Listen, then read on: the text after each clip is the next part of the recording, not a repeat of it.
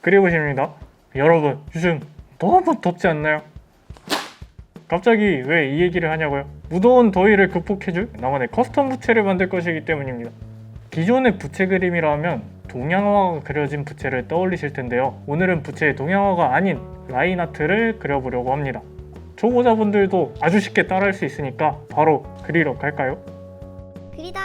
자, 왼쪽부터 나비조개 부채, 가운데는 원형 부채, 오른쪽은 접선 부채입니다. 나비면 나비고 조개면 조개지 나비조개 부채는 도대체 뭘까 싶어서 봤는데 나비조개라는 게 있더라고요. 크기는 자 이게 한 뼘이 20cm 되거든요.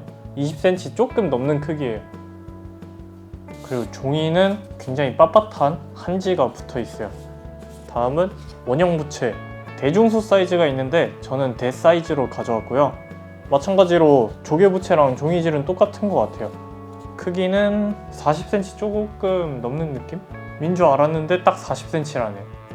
마지막으로 접선 부채, 우리가 흔히 하는 부채 모양이죠. 요거는 앞선 부채들보다 종이가 좀 얇은 느낌이에요. 얘는 앞뒤로 붙어 있는데 얘는 여기 단면만 붙어 있는 느낌. 아무래도 이제 접힐 때 불편하다 보니까 단면으로만 붙여둔 것 같아요. 요것도 사이즈는 제일 큰 사이즈로 가져왔습니다.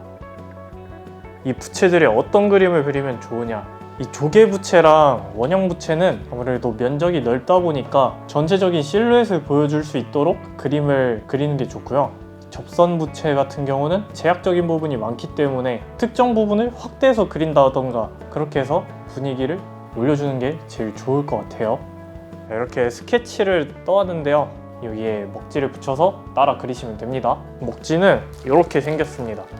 굉장히 김처럼 생겼어요. 이제 미술을 처음 시작하는 분들은 아무래도 형태 뜨는 게 제일 어렵잖아요. 이제 이 먹지 하나 갖고 있으면은 진짜 유용하게 잘 쓸 수 있으니까 몇 개 쟁여두시는 것도 굉장히 좋습니다. 앞뒤가 있거든요. 이렇게 앞뒤가 있어요. 이제 이 부분이 종이와 닿는 면이에요. 이 글씨가 이렇게 겹쳐지게 붙여주시면 됩니다. 부채를 이 먹지 밑에다가 깔아주시면 됩니다. 원하는 위치 딱 맞춰서 저는 이렇게 붙여주도록 할게요.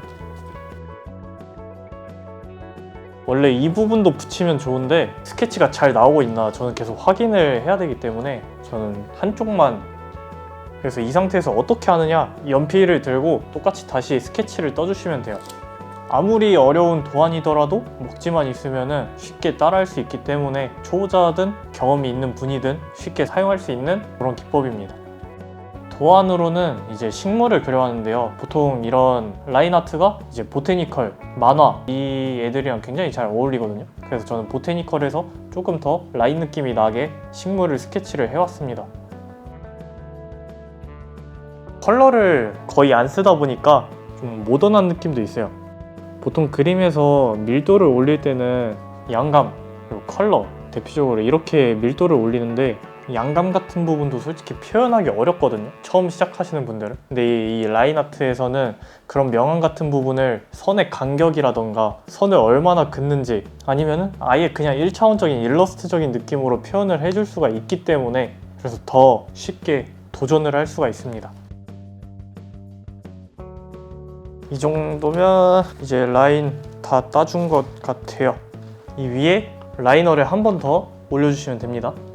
오늘 쓸 라이너는 스테들러 피그먼트 라이너인데 굵기별로 펜이 있기 때문에 획 조절하기도 편하고, 붓펜을 쓸 때의 단점이 이제 힘 조절하기가 어려워서 어디는 두껍게 나오고 어디는 얇게 나오고 이런 단점이 있는데, 이 라이너 같은 경우는 일정하게 획을 쓸 수가 있고요. 그리고 컬러를 색칠할 경우에도 이 라이너를 사용해야 되는 이유가 거의 안 번져요. 이런 장점이 있습니다. 여기서 이제 한 가지 팁을 드리자면, 맨 앞에 있는 물체는 두꺼운 선을 써주는 게 좋고 맨 뒤에 있는 물체는 얇은 선을 써주는 게 좋아요. 펜만 사용하더라도 밀도가 확 차이가 납니다. 부채 살 때문에 선이 엇나갈 수도 있기 때문에 항상 늘 주의 깊게 획을 그어줘야 되고요. 다른 컬러를 색칠할 필요가 없다는 게 이제 라인 아트의 장점인데, 그림이 자칫 잘못하면 단순하게 보일 수가 있단 말이에요. 그렇기 때문에 이제 굵기를 통해서 너무 심심해 보이지 않게, 너무 단조로워 보이지 않게 그려주는 게 중요합니다. 뭔가 지금 세로가 자꾸 생각나는데 세로에 있는 일러스트도 자세히 보면 일러스트예요. 라인 일러스트, 라인 아트예요. 생각보다 많은 곳에 다 퍼져 있다.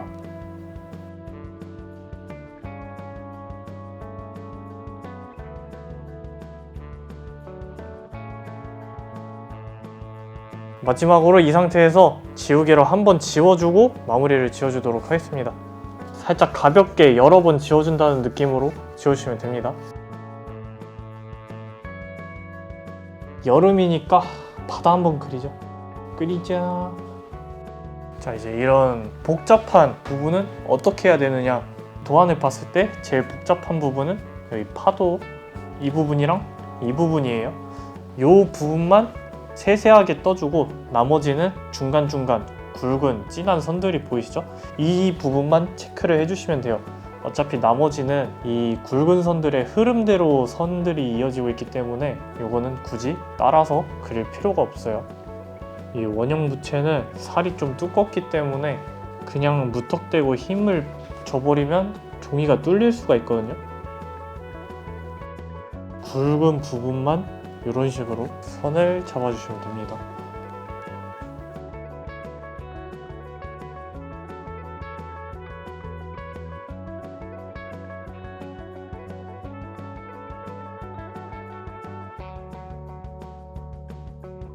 이제 조금 얇은 선으로 어차피 큰 실루엣들이 잡혀있는 상태이기 때문에 도안이랑 똑같을 필요가 없거든요. 그래서 어느 정도 여러분의 상상력을 발휘하는 것도 좋은 그림이 나올 수가 있어요. 굵은 선에 맞춰서 똑같은 방향으로 획을 그어주시면 됩니다. 선이 많아 보여도 잘 파악해보면 되게 단순해요. 이제 좀 더 얇은 선으로 뒤쪽에 있는 선들을 그려주도록 할게요.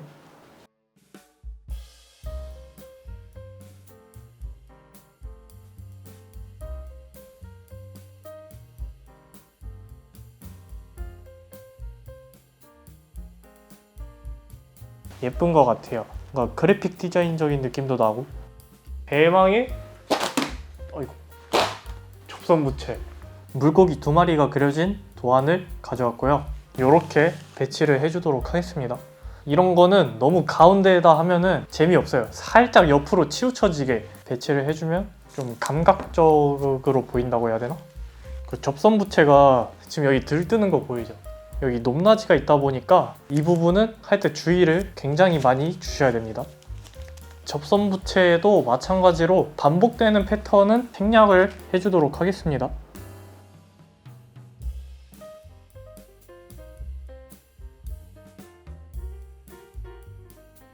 주제로 자연물들을 계속 선택을 했는데 자연물 같은 경우는 형태가 조금 틀리더라도 자연스러워 보이거든요.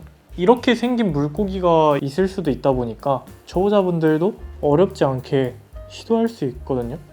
망할까봐 너무 무섭다 하시는 분들은 자연물부터 그리는 걸 추천드려요. 한지다 보니까 선이 번지는 걸 걱정하실 수도 있는데 이 라이너의 장점이 잘 안 번져요. 그래서 제가 이 라이너를 추천드리는 거예요.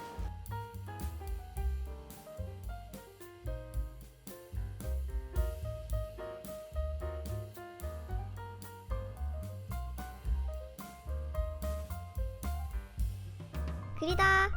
자, 오늘은 이렇게 부채 라인 아트 그리기를 진행해봤는데요.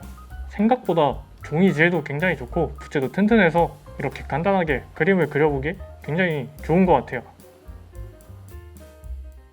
오늘 영상은 여기서 마무리하고 궁금한 점은 댓글로 남겨주시고 자랑하고 싶은 작품이 있다면 저희 화방넷에 커뮤니티라는 기능이 있어요. 그곳에 여러분들의 작품을 자랑해주시면 감사하겠습니다.